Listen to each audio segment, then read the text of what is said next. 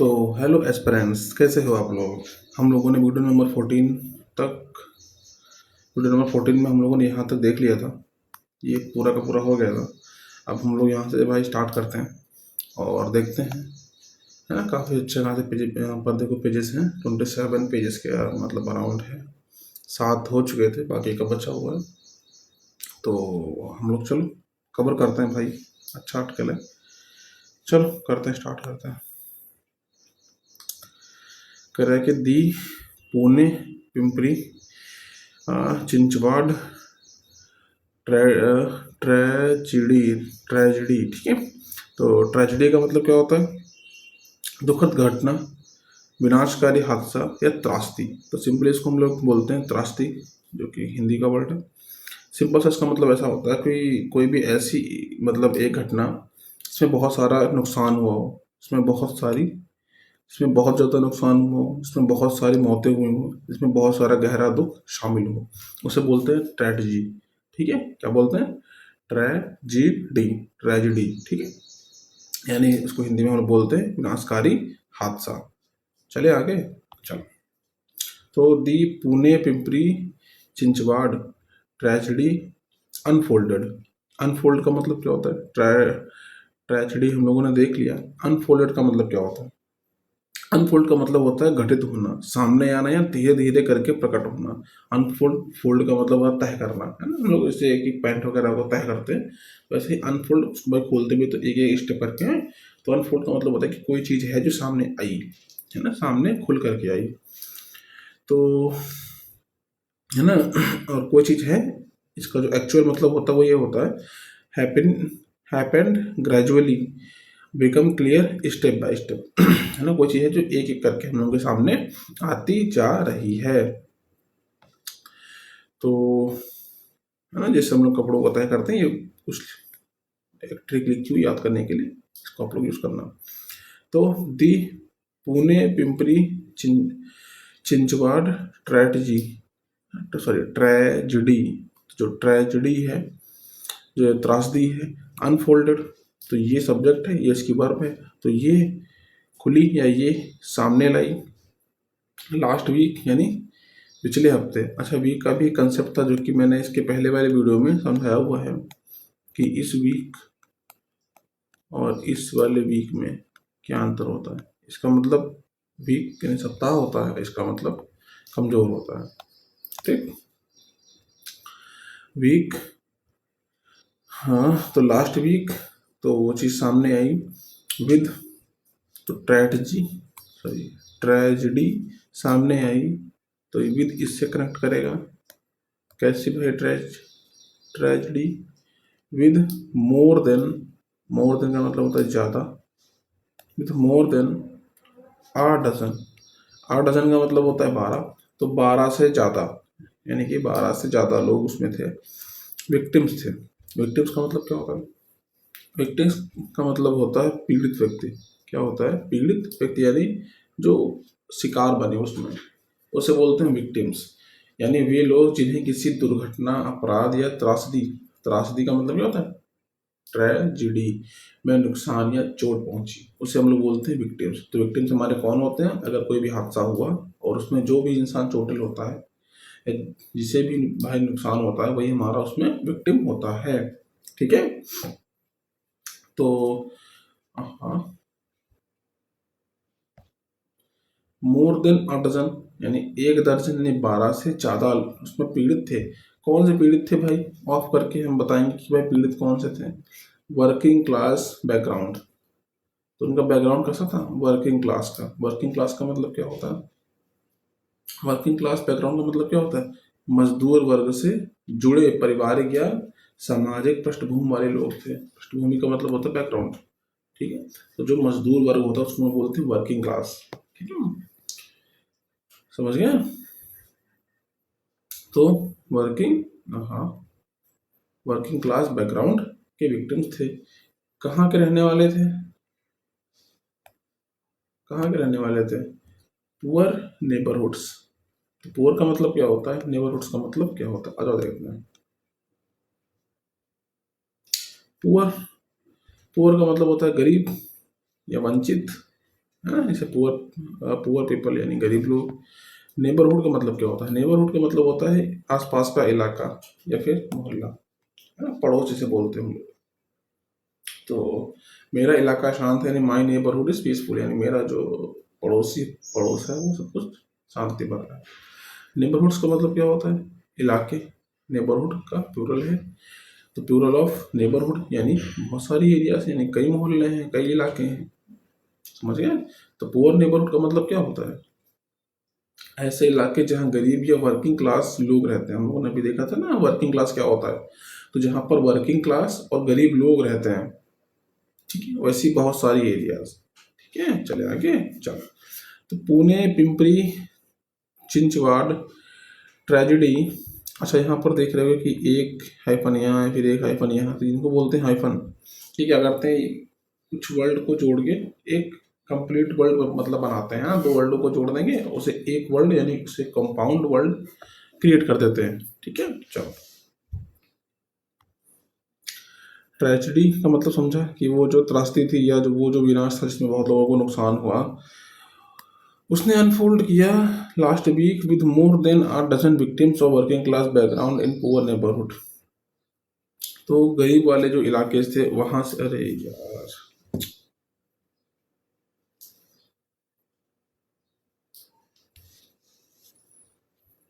तो poor neighbourhood वाले जो इलाके थे उसमें जो वर्किंग क्लास बैकग्राउंड के लोग थे, तो पीड़ित वहां से थे। ठीक है, उसने इतना बताया कि जो पीड़ित थे वो कहाँ से बिलोंग करते थे। इस लाइन में इतनी बात कही गई। चलो आगे चलते हैं। प्रिलिमिनरी इन्वेस्टिगेशन, तो इन्वेस्टिगेशन का मतलब होता है जांच, और प्रीलिमिनरी का मतलब होता है प्रारंभिक, यानी जो स्टार्टिंग वाली जांच होती है, यानी किसी घटना या अपराध के बारे में पहली या शुरुआती जांच। ठीक है, पहली या शुरुआती जांच जिसमें यह पता लगाया जाता है कि क्या हुआ, कैसे हुआ और कौन शामिल होता है। यानी जो भी पहला स्टेप होता है वो उसको हम लोग बोलते हैं प्रीलिमिनरी इन्वेस्टिगेशन। जैसे हम लोग का एग्जाम नहीं होता, पहले प्री होता है, फिर मेंस होता है, फिर इंटरव्यू होता है, तो प्री हम लोगों का पहला एग्जाम होता है। ठीक है, बैंकिंग एग्जाम में मैं मतलब बात कर रहा हूँ। तो प्रिलिमिनरी इन्वेस्टिगेशन यानी जो प्रारंभिक जांच है, हैज़ रिवील्ड, तो ये सब्जेक्ट है, ये इसकी वर्ब है, तो इसने रिवील किया है। क्या रिवील किया है? A better supply chain than ad hoc supply chain. आप कह रहे होगे कि सर यहाँ पर आ बेटर देन लिखा हुआ है, आ बेटर सप्लाई चेन तो कहीं हमें दिख नहीं रहा। यहाँ पर सप्लाई चेन तो हमें कहीं भी दिख नहीं रहा है। आओ समझाता हूँ। इसे बोलते हैं एलिप्सिस और ओमिशन का कंसेप्ट। एलिप्सिस और ओमिशन का कंसेप्ट, ठीक है, जो कि एडिटोरियल में बहुत ही ज़्यादा या फिर फॉर्मल राइटिंग में बहुत ही ज़्यादा यूज़ किया जाता है। आप पहले समझते हैं कि एलिप्सिस का मतलब क्या होता है। एलिप्सिस का मतलब होता है कि छोड़ा गया भाग, वह भाग जो बार बार रिपीट कर रहा था उसे छोड़ दिया गया, है ना। किसी वाक्य का हिस्सा जानबूझ करके छोड़ देना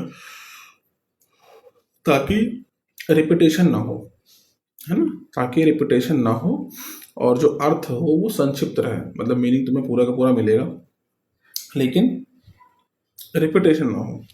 ठीक है, तो उसमें कुछ पार्ट राइटर जो होता है वो ओमिट कर देता है। जैसे इंडिया नीड्स, इंडिया को आवश्यकता है आ बेटर देन। अब देखो यार, आ बेटर देन तो देन भी लग गया, आ भी देखो यहाँ पर लिखा हुआ, तो आ का नाउन किधर है ना। कंफ्यूजन तो भाई यही है ना कि भाई आ का नाउन किधर है। बेटर तो कभी भी आ लेगा ही नहीं, तो ये नाउन कहाँ गया इसका। सवाल तो यही है। देखो आगे, आ बेटर देन यानी देन हमारा कंपेयर करेगा किससे बेहतर है। एडहॉक, एडहॉक का मतलब हम लोग अभी समझेंगे, हालांकि एडहॉक का मतलब होता है टेम्परेरी सप्लाई चेन। तो जो टेम्परेरी सप्लाई चेन है उससे एक बेहतर सप्लाई चेन इंडिया को आवश्यकता है। ठीक है, अगर इसको हम लोग पूरा लिखें, जो एक्चुअल में होना चाहिए था वो ऐसा था, a better supply chain than ad hoc supply chain. इसे बोलते हैं एलिप्सिस और ओमिशन का कंसेप्ट। सप्लाई चेन दो बार आने से रिपीटेशन होता, इसीलिए राइटर ने दूसरा हिस्सा छोड़ दिया। इसे ही एलिप्सिस कहते हैं। दूसरा यानी जो पहला हिस्सा था उसको छोड़ दिया और दूसरे वाले को कायम रखा। तो एलिप्सिस का मतलब क्या होता है? छोड़ा गया हिस्सा। ठीक है, यानी अर्थ वही है, शब्द कम है। ठीक, चलो अब समझते हैं ओमिशन क्या होता है। ओमिशन का मतलब होता है छोड़ना या फिर हटाना। ओमिशन का मतलब क्या होता है? छोड़ना या फिर हटाना। तो ओमिशन का मतलब होता है किसी शब्द या फ्रेज को जानबूझ करके हटाना। ठीक है, जानबूझ करके हटाना, क्योंकि वह कॉन्टेक्स्ट से पहले स्पष्ट है। एलिप्सिस में क्या था कि रिपीटेशन ना हो तो उसको हम लोग हटा देते हैं। ओमिशन, हालांकि दोनों का सेंस लगभग सेम ही है। ओमिशन का मतलब होता है कि कोई चीज़ है जो कि आराम से भाई समझ में आती है, उसको हम लोग रिमूव कर देते हैं। जैसे एलिप्सिस और ओमिशन दोनों में छोड़ना कॉमन है, लेकिन एलिप्सिस ज़्यादा स्टाइलिश होता है राइटिंग स्टाइल में, जबकि ओमिशन ग्रामेटिकली और लॉजिकल क्लियरिटी के लिए होता है। जैसे कि हम लोग कभी कभी बोलते हैं, नहीं कभी क्या हमेशा ही बोलते हैं, she is taller than her sister, तो वह ज़्यादा लंबी है तुलना में अपनी बहन के। अब हम लोग बस खाली इतना ही लिखते हैं, कभी भी हम लोग इस चीज़ को नहीं लिखते हैं। तो जो पार्ट छोड़ देते हैं इसी को हम लोग क्या बोलते हैं? ओमिशन बोलते हैं। हम लोगों ने इस वाले पार्ट को ओमिट कर दिया, तो यहाँ पर इसको जो है वो ओमिट कर दिया गया। ठीक, तो एलिप्सिस का मतलब क्या होता है? दोनों का एलिप्सिस का मतलब होता है कि छोड़ा गया भाग। ठीक है, और ओमिशन का मतलब होता है हटाया गया भाग। जैसे आप better than ad hoc supply chain, तो यहाँ पर सप्लाई चेन दो बार आनी चाहिए थी, यहाँ पर इसकी जस्ट बाद आनी चाहिए थी। She is taller than her sister is, यहाँ पर देखो इसको हटाया गया क्योंकि ये देखो यहाँ पर भी इज लगा हुआ था। सी इज टॉलर, तो बहुत ज़्यादा लंबी है इसकी तुलना में हर सिस्टर, इसकी जो सिस्टर है उससे ज़्यादा, है ना, टॉलर है। आ जाओ देखते हैं हम लोगों के भाई एडिटोरियल में क्या है लिखा हुआ। आप बेटर यानी एक बेहतर सप्लाई चेन किसकी तुलना में? एक एडहॉक सप्लाई चेन के। एडहॉक का मतलब होता है जो टेम्परेरी है, जो किसी न किसी सिचुएशन के हिसाब से बनाई गई है। यहाँ आर्टिकल सप्लाई चेन के लिए है ना, ये तो दिक्कत है कि ये जो ए है वो किसके लिए है? तो वो सप्लाई चेन के लिए, इस वाले के लिए नहीं। हालांकि ये भी कॉमन है, यहाँ का उठा के यहाँ पे ये रखा गया है लेकिन मेजरली यहाँ पर एक सप्लाई चेन होनी चाहिए थी, तब यहाँ पर ऐसे करके बनता आ बेटर सप्लाई चेन। फिर हम लोग लिखते देन, और फिर आगे वाला जो भी पार्ट था उसको लिखते हैं। ठीक है, और सप्लाई चेन का दूसरा हिस्सा एलिप्सिस से छोड़ा गया है। ठीक है, यानी इसकी पूरी हिंदी क्या होगी? एक बेहतर सप्लाई चेन जो एडहॉक सप्लाई चेन से बेहतर हो। ठीक, चलो, तो प्रिलिमिनरी इन्वेस्टिगेशन यानी जो प्रारंभिक जांच है उसने रिवील किया आप बेटर यानी एक बेहतर, और भी ज़्यादा बेहतर, किसकी तुलना में बेहतर? एक एडहॉक सप्लाई चेन यानी जो टेम्परेरी अस्थायी सप्लाई चेन है उसकी तुलना में एक बेहतर सप्लाई चेन होनी चाहिए विद। अब यहाँ पर विद किससे भाई कनेक्ट करेगा? तो ये तो कंपैरिजन हम लोगों ने किया, मेन हम लोगों का जो सब्जेक्ट है वो यहाँ पर यही है। हालांकि ये तो हो गया ना, ये तो इसका ऑब्जेक्ट हो गया, ये तो वर्ब हो गई, सब्जेक्ट ये है, ये वर्ब है, ये इसका ऑब्जेक्ट हो गया। ठीक है, तो जो ऑब्जेक्ट है इसको हम लोग एज ए सब्जेक्ट मानते हैं। तो यहाँ पर सप्लाई चेन लिखी हुई थी, ये तो इससे कंपेयर किया, हट गया, तो विद कनेक्ट किससे होगा? इस सप्लाई चेन से। एक बेहतर सप्लाई चेन होनी चाहिए, वो supply chain with industry grade methanol. ठीक है, तो इंडस्ट्री ग्रेड का मेथनॉल इसमें होना चाहिए। अब आ जाओ इसको समझते हैं। पहले समझते हैं एडहॉक का मतलब क्या होता है। तो एडहॉक का मतलब होता है कि कोई चीज़ है जो टेम्परेरी अरेंजमेंट, तो टेम्परेरी अरेंजमेंट को हम लोग क्या बोलते हैं? एडहॉक बोलते हैं, यानी कोई काम या व्यवस्था जो किसी खास स्थिति के लिए तुरंत बनाई गई हो। ठीक है, इसमें कॉमन क्या है कि तुरंत बनाई गई हो कि भाई ऐसे ऐसे हालात हैं, तो ये सिचुएशन को अभी के लिए फिलहाल के लिए क्रिएट कर दो, बाकी आने वाले टाइम में इसको हम लोग चेंज करेंगे। तो इसे हम लोग बोलते हैं एडहॉक, यानी जो अभी स्टार्टिंग में कंडीशन को देख करके बना दी गई है ना। तो जैसे India need a better than and ad hoc supply chain. तो भारत को अस्थायी टेम्परेरी व्यवस्था से बेहतर स्थायी और संगठित सप्लाई चेन चाहिए।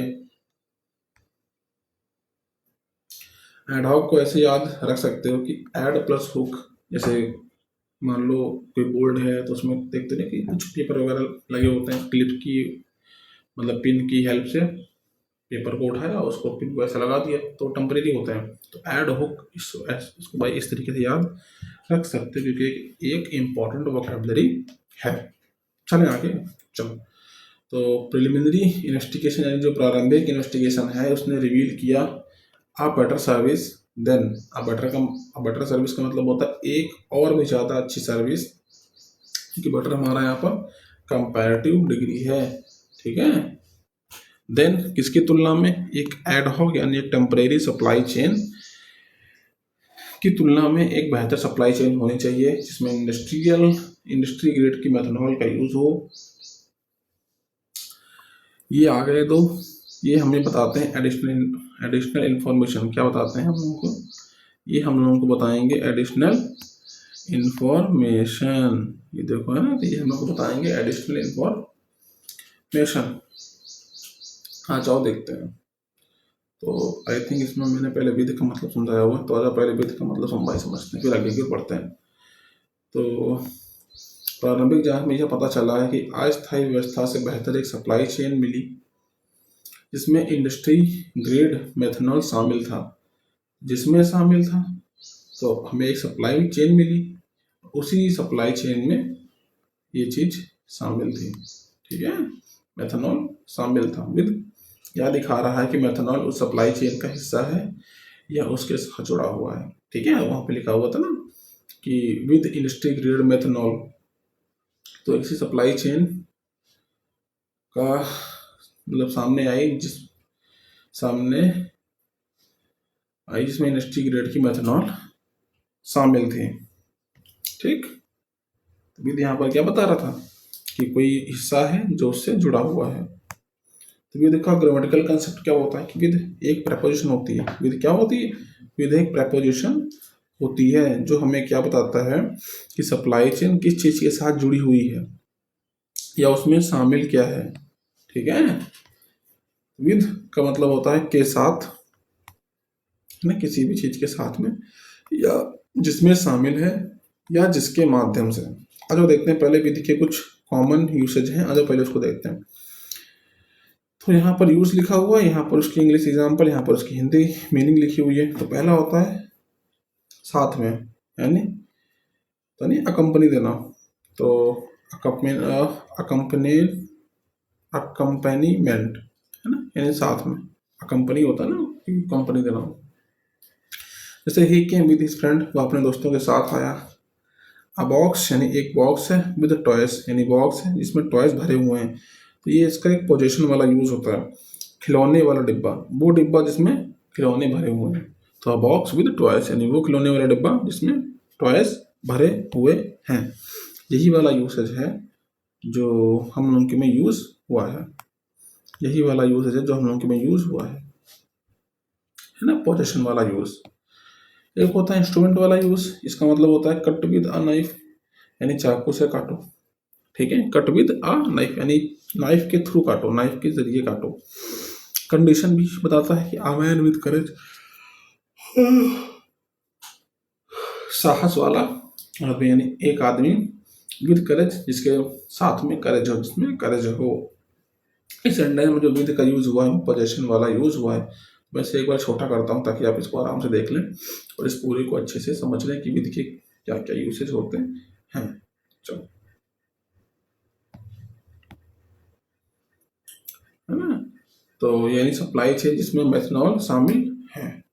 तो प्रिलिमिनरी इन्वेस्टिगेशन हैज रिवील्ड, तो इसने खुलासा किया है एक बेटर सप्लाई का जो कि एड हॉक सप्लाई चेन से बेहतर है, इसमें इंडस्ट्रियल ग्रेड मेथनॉल है। ये क्या बताएंगे, इन्हें हम लोग बोलते हैं डैश। देखिए इन्हें हम लोग क्या बोलते हैं, डैश बोलते हैं, या मॉडर्न इंग्लिश में उसको हम लोग एम डैश भी बोलते हैं, एम डैश भी बोलते हैं। इनका काम होता है या तो सेंटेंस में एक्स्ट्रा इंफॉर्मेशन देंगे या ये फर्दर एक्सप्लेनेशन देंगे। मतलब वही है कि ये एक्स्ट्रा इंफॉर्मेशन देते हैं। ठीक है, इसकी जो सेंस निकलती है वो निकलती है विच इज या फिर दैट इज के सेंस में निकलती है। ठीक है, ये एक्स्ट्रा डिटेल, ये एक्सप्लेनेशन, क्लेरिफिकेशन देता है। इसे लिखा हुआ था इंडस्ट्री ग्रेड मेथनॉल। पहले यहाँ पर देखो ये क्या लिखा हुआ है, इसे बोलते हैं हाइफन, जो कि दो वर्ड को मिला के एक वर्ड बनाता है ना, एक को जोड़ेगा, इसका मतलब है कि ये एक ही वर्ड लिखा हुआ है, दो को जोड़ के एक वर्ड बना लेता है मेथनॉल। अब यहाँ पे देखो इस सिंबल का यूज हुआ है, फिर यहाँ पर इस सिंबल से क्लोज भी किया गया है। यह डैश, यहाँ डैश के बीच का हिस्सा ये है, the toxin behind most hook tragedies. तो हम लोगों ने ऊपर देखा था ट्रेजिडी, तो वाई को हटा करके IES बनाते हैं प्लूरल में, हम लोगों ने कंसेप्ट भी सीखा हुआ है। तो ट्रेजिडीज कैसी, जो इलिसिट लिकर वाली ट्रेजिडीज हैं, मोस्ट यानी ज़्यादातर, बिहाइंड यानी के पीछे, द टॉक्सिन्स यानी जहरीले पदार्थ। तो मेथनॉल के बारे में एक्स्ट्रा जानकारी दे रहा है, यानी कि मेथनॉल वही जहरीला पदार्थ है, यानी वही टॉक्सिन मटेरियल है जो ज़्यादातर हुक यानी इलिसिट लिकर, यानी जो इलीगल लिकर त्रासदियों का कारण बनता है। और समझते हैं, तो यहाँ पर ये और ये का यूज़ हुआ है ताकि एडिशनल इन्फॉर्मेशन दी जा सके। कैसा मेथनॉल भाई, कैसा मेथनॉल, वो मेथनॉल द टॉक्सिन, जो कि जहरीला पदार्थ है। टॉक्सिन का मतलब क्या होता है, ऐसा पदार्थ जो शरीर को नुकसान पहुंचाएगा या जहर की तरह असर करेगा, उसे बोलते हैं टॉक्सिन, है ना। अब देखो यहाँ पर कुछ लिखा हुआ है कि टॉक्सिन क्या होता है, पॉइजन क्या होता है और वेनम क्या होता है। तो ये जान लो, बाकी इतना इंपॉर्टेंट है नहीं हम लोग के एग्जाम के हिसाब से, देख लो, बाकी डिफरेंस तो होता ही है, देख लो, देखना चाहो तो देख लो, ना फिर आगे आगे कुछ चलता है। ठीक है, तो दिस टॉक्सिन यानी जहरीला पदार्थ जो इंसान को मार भी सकता है, उसे नुकसान पहुंचा सकता है। मेथनॉल द टॉक्सिन यानी ये एक जहरीला पदार्थ है, बिहाइंड यानी के पीछे, मोस्ट यानी ज़्यादातर, हुक ट्रेजिडीज यानी जो दारू से संबंधित जो भी आपदाएं हुई हैं, जो भी त्रासदियाँ हुई हैं, उनमें ज़्यादातर जो जिम्मेदार है वो ये मेथनॉल ही है। समझते हैं मोस्ट का कंसेप्ट। तो मोस्ट यहाँ पर एक डिटर्मिनर या फिर एक एडजेक्टिव का रोल प्ले कर रहा है ना। ये बताता है क्वांटिटी या फिर प्रपोर्शन को बताता है, यानी इसकी जो हिंदी होती है वो होती है अधिकांश यानी ज़्यादातर, यानी मेजॉरिटी ऑफ, या मोर देन हाफ में आधे से ज़्यादा। मान लो कि क्लास में 100 बच्चे हैं तो उसमें से 90 से 80 की बात होगी तो हम लोग मोस्ट का यूज़ करते हैं। ठीक है, मैनी का यूज़ कब करते हैं, जब मान लो कि 70 के आसपास बच्चे हों, ऐसे सम होता है, फिर अफ्यू होता है, फिर फ्यू, इस तरीके से हम लोग चलते हैं। चलो, तो वह जहर जो ज़्यादातर अवैध शराब यानी हुक की त्रासदियों यानी कि ट्रेजिडीज का कारण बनता है, तो बिहाइंड है उसके पीछे है, वह जहर यानी वो टॉक्सिन। ठीक, तो मोस्ट यहाँ क्या बताता है कि अधिकांश मामलों में, यानी कि 70 से 80% से ज़्यादा के मामलों में, जैसे मोस्ट पीपल यानी जो ज़्यादातर लोग हैं, यानी 100 में से 80-90 जो लोग हैं वो चाय पीना पसंद करते हैं। मोस्ट एक्सीडेंट्स यानी अगर 100 एक्सीडेंट होते हैं तो उसमें से 80 से 90 एक्सीडेंट रात में होते हैं। तो इसकी हिंदी क्या निकलती है, ज़्यादातर। ठीक है, यानी अधिकांश से ज़्यादा। तो जो प्रारंभिक इन्वेस्टिगेशन थी उसने रिवील किया एक बेटर सप्लाई चेन को, जो कि एक टेम्परेरी सप्लाई चेन से बेहतर थी, जो कि इंडस्ट्री ग्रेड मेथनॉल के साथ थी। और कैसा मेथनॉल, जो कि वही जहरीला पदार्थ है जो कि पीछे था बहुत सारी हुक ट्रेजिडीज के पीछे। हुक का मतलब क्या होता है, हुक का मतलब होता है कि देसी शराब या अवैध शराब से संबंधित, इलिसिट यानी गैर कानूनी लिकर का मतलब होता है जिसमें अल्कोहल होती है ना, उसे बोलते हैं हुक। ट्रेजिडीज का मतलब क्या होता है, दुखद घटना। हम लोगों ने अभी इसके पहले देखा था, ट्रेजिडी लिखा हुआ था, और जब भी इसका मैं करना होता प्लूरल तो वाई को हटा के IES लगा देते हैं। ठीक है, और भी कंसेप्ट था कि अगर वाई के पहले वावल हो तो कुछ और होगा, वाई के इधर वावल नहीं है तो कुछ और होगा। चलो, हुक ट्रेजिडीज का मतलब समझ गए हो कि ऐसी घटनाएं, ऐसी त्रासदी जो कि शराब से अवैध शराब से जुड़ी हुई हैं। हुक का मतलब होता है इलीगल लिकर से जुड़ी हुई हैं। यानी इसको लिखना ऐसे चाहिए था, मेथनॉल जो है वो टॉक्सिन है बिहाइंड मोस्ट हुक ट्रेजिडीज को, लेकिन एडिटोरियल तो यहाँ पर एक ऐसे करके और यहाँ पर एक ऐसे करके डैश का यूज़, यानी एक एम डैश का यूज़ किया गया ताकि एडिशनल इन्फॉर्मेशन बन जाए। भाई मेथनॉल हमारे यहाँ पर ऑब्जेक्ट है, सब्जेक्ट तो है नहीं, इसकी वर्ब लगाने के लिए दैट लगाओ, फिर एक और वर्ब लगाओ, उससे अच्छा कि यहाँ पर एम डैश को लगा के बात खत्म करते हैं। ठीक है, तो जो जहरीला पदार्थ है ज़्यादातर एलिसिट लिकर की जो त्रासदियाँ हैं उनके पीछे, ये ख़त्म हो गया, अब ये ब्राउट आ गया, तो ये कनेक्ट करेगा इससे, फिर से मेथनॉल से कनेक्ट करेगा। कैसा मेथनॉल? जो कि लाया गया था फ्रॉम आउटसाइड द स्टेट, राज्य के बाहर से लाया गया था, जिसे मिक्स किया गया था एथेनॉल के साथ। तो मेथनॉल लाया गया था जिसे एथेनॉल के साथ मिक्स किया गया था टू प्रोड्यूस, यानी बनाने के लिए अ हाईली पोटेंट, एक बहुत ही ज़्यादा ताकतवर कंट्री लिकर, यानी देसी शराब। अगर समझते हैं भाई सब कुछ पार्ट को, पहले समझते हैं ब्राउट का मतलब क्या होता है। तो हम लोग ब्रिंग जानते हैं, ब्रिंग का मतलब होता है लाना। ब्रिंग का मतलब क्या होता है? लाना। ब्रिंग का जो थर्ड फॉर्म है वो है ब्राउट, यहाँ पर पैसिव वॉइस में लिखा हुआ है, और यहाँ पे होना चाहिए था एथेनॉल वॉज ब्राउट, जो कि लाया गया था। ठीक है, यहाँ पर देखो सब कुछ परफेक्ट में भाई चल रहा है। चलो, तो समझ गए, फर्स्ट फॉर्म ब्रिंग, ब्राउट, और ब्राउट यानी कि लाया गया। जैसे गुड्स हैं ब्राउट फ्रॉम दिल्ली, तो दिल्ली से लाए गए।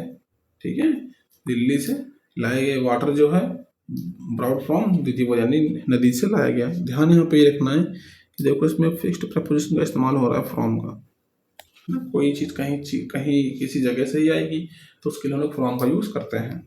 चलो चलो, तो प्रारंभिक जांच ने रिवील किया एक बेहतर सप्लाई चेन, जो कि टेम्परेरी सप्लाई चेन से बेहतर थी, इंडस्ट्री ग्रेड मेथनॉल के साथ थी, हाइफन डैश एडिशनल इंफॉर्मेशन देगा। जो टॉक्सिन यानी जहरीला पदार्थ जो कि पीछे था ज़्यादातर दारू गैर कानूनी यानी इलिसिट लिकर से संबंधित थी, ट्रेजिडीज यानी कि आपदाएं, त्रासदियाँ। ब्राउट कैसी मेथनॉल जो कि लाई गई थी राज्य के बाहर से, इसे मिक्स किया गया था एथेनॉल के साथ में प्रोड्यूस करने के लिए हाईली यानी बहुत ही ज़्यादा पोटेंट, यानी सर्वशक्तिमान।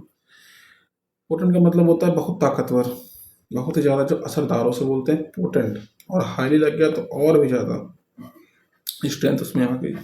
तो हाईली पोटेंट का मतलब क्या होता है? उस शराब में नशे की मात्रा बहुत ज़्यादा थी, यानी उसका असर बहुत तेज था, जैसे होता है पोटेंट मेडिसिन। तो एक ऐसी दवा जो कि जोरदार है। पोटेंट पॉइजन यानी एक ऐसा जहर जो कि बहुत ही ज़्यादा जहरीला है। पोटेंट लिकर का मतलब होता है बहुत तेज शराब, जिसका असर बहुत तेजी में होगा, बहुत तेज इसका असर होगा। ठीक है, पोटेंट का मतलब समझ के।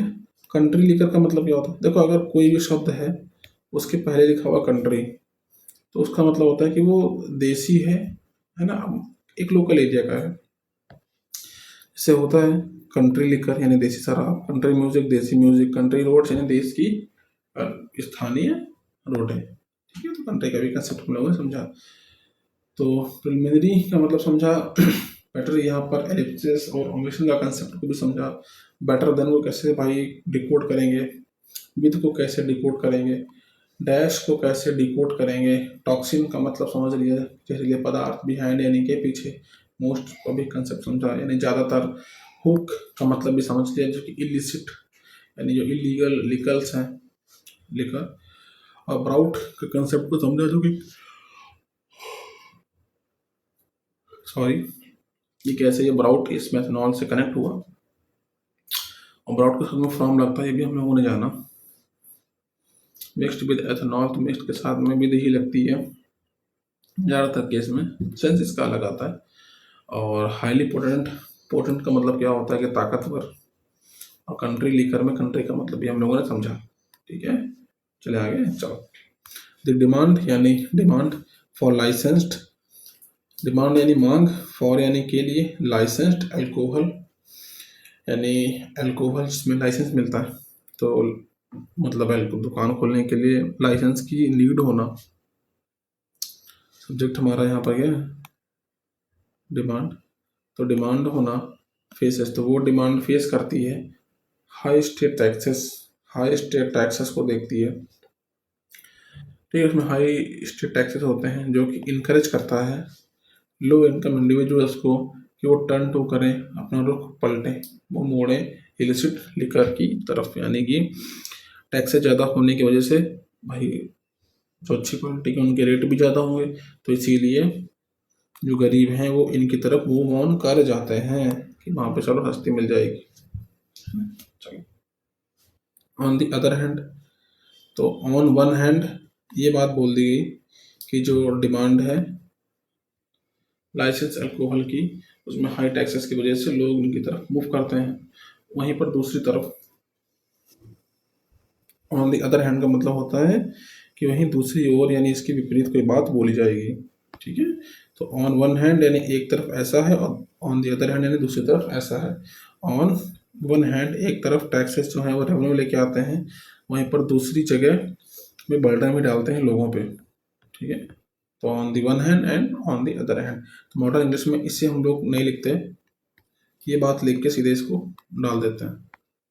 ऑन दी अदर हैंड यानी वहीं दूसरी तरफ एडिंग यानी ऐड करना इंडस्ट्रियल मेथनॉल को, ऐड करना सब्जेक्ट हमारा है, तो इंक्रीजेस यानी बढ़ा देता है दी बैच वॉल्यूम को।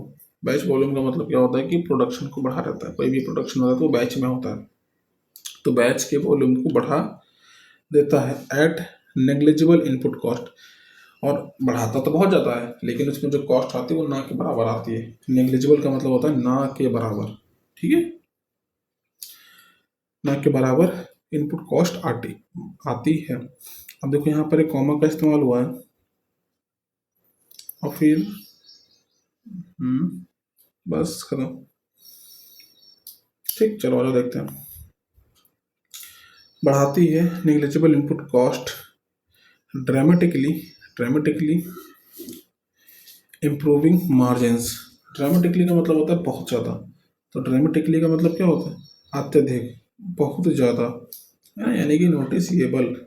ये इंटेंसिटी को दिखाता है जो बताता है कि बहुत बड़ा है। ठीक है, इसे ड्रामेटिकली इम्प्रूविंग मार्जिन्स।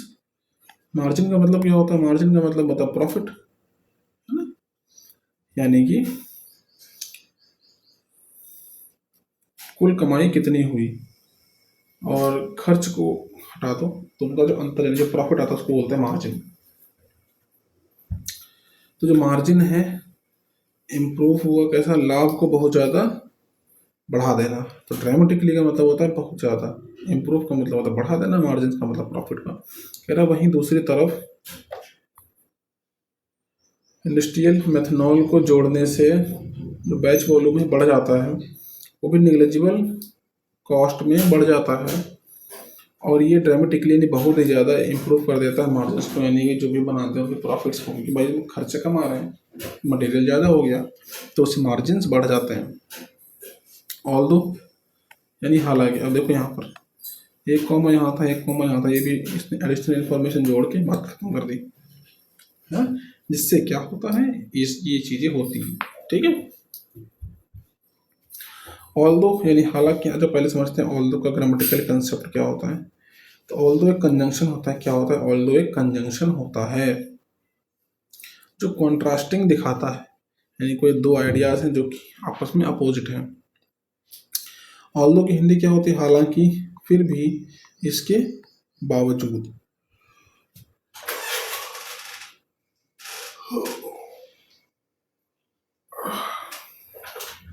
माफ करना। ऑल्दो का यूज तब होता है जब राइटर दो बातें कहता है। क्या कहता है, दो बातों को बोलता है, पहली बात सही है लेकिन दूसरी बात उसके विपरीत या एक्सेप्शन दिखाई देती है। तो यही हमारा बस मेजर कंसेप्ट है जो कि ऑल्दो को रिप्रेजेंट करता है। एग्जाम्पल है कि ऑल्दो इट वॉज रेनिंग, की वर्षा हो रही थी, फिर भी उसके बावजूद भी हम लोग वेंट आउट गए। तो ऑल्दो किस तरीके से मीनिंग निकालना, हालांकि ऐसा था लेकिन फिर भी या उसके बावजूद भी हम लोग बाहर गए। हालांकि वह करीब था फिर भी इसके बावजूद भी वो ऑनेस्ट था, ईमानदार था। तो कॉन्सेप्ट में लाते हैं क्लियरिटी, तो दो और येट का मॉडर्न वर्जन है हमारा ऑल दो, ठीक है। ये रिप्लेसमेंट है दो और येट को, मैं कह रहा था ना, इसका भी सेंस यही निकलता है। हालांकि ऐसा है फिर भी ऐसा है, तो इन दोनों की जगह ऑल दो ले लेता है, ठीक है। तो ऑल दो बराबर दो और येट, हालांकि बोलोगे फिर भी बोलोगे, ठीक है। चलो ऐसे ये देखो मॉडर्न में लिखा हुआ है और ये हमारा ओल्ड वर्जन में लिखा हुआ है। तो वहीं दूसरी तरफ जोड़ना इंडस्ट्रियल मेथनॉल को ये बढ़ा देता है बैच वॉल्यूम को नेग्लिजिबल इनपुट कॉस्ट पे, जो कि ड्रामेटिकली यानी बहुत ही ज़्यादा इंप्रूव कर देता है मार्जिन यानी प्रॉफिट को। ऑल्दो यानी हालांकि सम पीपल अंडर इन्वेस्टिगेशन, कुछ लोग हैं जो इन्वेस्टिगेशन में हैं, हैव आल्सो सेड, तो उन्होंने क्या कहा है ड्यूरिंग ऑफिशियल क्वेश्चनिंग, जब उनसे पूछताछ हो रही थी तब उन्होंने क्या बोला है कि it is not in the interest of regular vendors. तो जो हमारे रेगुलर वेंडर्स हैं यानी जो भी हम लोग जो भी नॉर्मल सेलर हैं वो कह रहे हैं कि उनके हित में नहीं है, उनके इंटरेस्ट में नहीं है, उनके भले के लिए ऐसा करना नहीं है। तो पॉइजन यानी कि जहर देना देर कस्टमर को, अपने कस्टमर, तो अपने कस्टमर्स को पॉइजन देना रेगुलर वेंडर्स के लिए हित में नहीं है। इंटरेस्ट ऑफ का मतलब होता है हित में होना, ठीक है। आधा भाई समझते हैं इंटरेस्ट का मतलब क्या होता है।